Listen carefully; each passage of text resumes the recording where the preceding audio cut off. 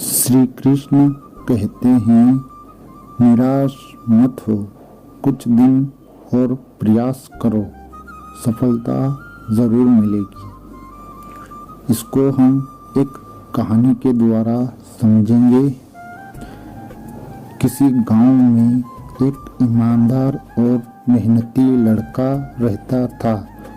कई सालों तक अथक मेहनत करने के बाद भी वह किसी क्षेत्र में सफल नहीं हो पाया।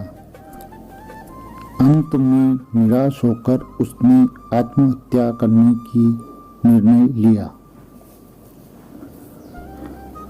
वह जंगल में गया और आत्महत्या करने ही वाला था कि एक संत ने उसे देख लिया। जब संत ने उससे आत्महत्या का कारण पूछा तो उसने पूरी बात सच सच बता दी। संत ने उस युवक से कहा कि तुम्हें नौकरी भी मिल जाएगी और तुम सफल भी हो जाओगे। निराश मत हो, कुछ दिन और प्रयास करो। बार बार समझाने पर भी जब युवक नहीं समझा तो संत ने उसे एक कहानी सुनाई।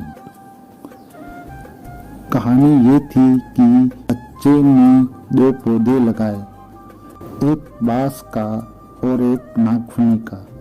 नागफनी वाले पौधे में कुछ ही दिनों में पत्तियां निकल आई। एक साल में वह पौधा बहुत बड़ा हो गया, लेकिन बांस के पौधे में कुछ परिवर्तन नहीं हुआ। दूसरे साल भी बांस के पौधे में कुछ नहीं हुआ, लेकिन नागफनी का पौधा और बढ़ गया। बच्चे ने फिर भी निराशा नहीं दिखाई। तीसरे वर्ष और चौथे वर्ष साल भी बांस का पौधा वैसा ही रहा, लेकिन नागफनी का पौधा और बड़ा हो गया। बच्चा फिर भी निराश नहीं हुआ। फिर कुछ दिनों बाद बांस के पौधे में अंकुर फूटे और देखते ही देखते कुछ ही दिनों में बांस का पेड़ काफी ऊंचा हो गया। बांस के पेड़ को अपनी जड़ों को मजबूत करने में 5 साल लग गए।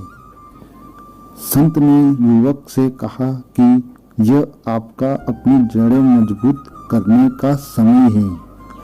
आप इस समय को व्यर्थ नहीं समझे और निराश न हो।